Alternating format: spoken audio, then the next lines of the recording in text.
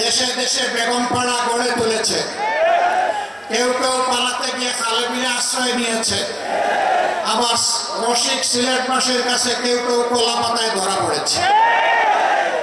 এভাবে অপকর্মের দায় নিয়ে ফ্যাসিস্টরা বাংলাদেশ থেকে পালিয়েছে, কিন্তু ফ্যাসিজমের কালো ছায়া বাংলাদেশ থেকে যায়নি। একদল যে অপকর্ম করে চলে গিয়েছে, আরেক দল বাংলাদেশে সেই অপকর্মের দায়িত্ব নিয়েছে। একদল চাঁদাবাজি করার কারণে জনগণের ঘৃণা কুড়িয়েছে, আরেক দল আবার তার চাইতে বেশি শক্তি দিয়ে চাঁদাবাজিতে নেমে পড়েছে। একদল দখলদার বলতে গিয়ে জনগণ তাদেরকে প্রত্যাখ্যান করেছে, আরেক দল বেপরোয়া দখলদার হয়ে উঠেছে।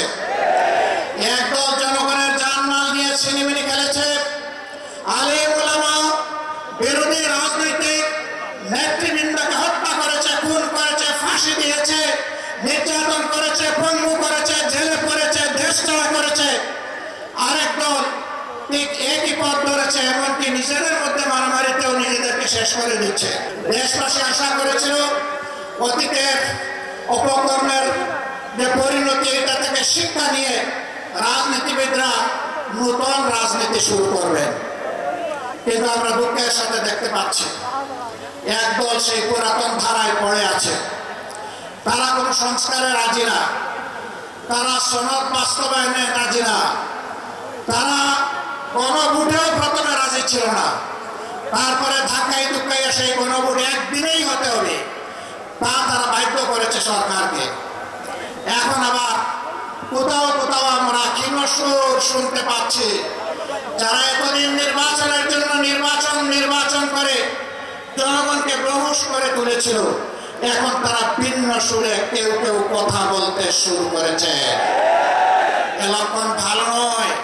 তারা বুঝতে পেরেছেন তারা যে সমস্ত কর্মকাণ্ড বাংলাদেশে পরিচালনা করছেন, বাংলাদেশের জনগণ তাদেরকে আগামী নির্বাচনে লাল কার্ড দেখানোর জন্য প্রস্তুত হয়ে গিয়েছে।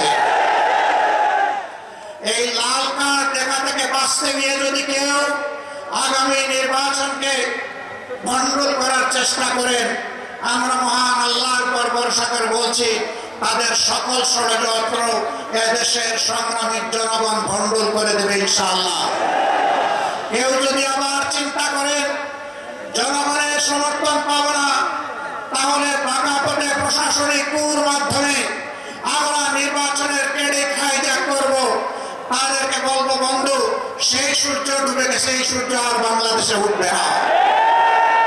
এই সূর্য আর কালো সূর্য বাংলাদেশের মধ্যে থাকবে না।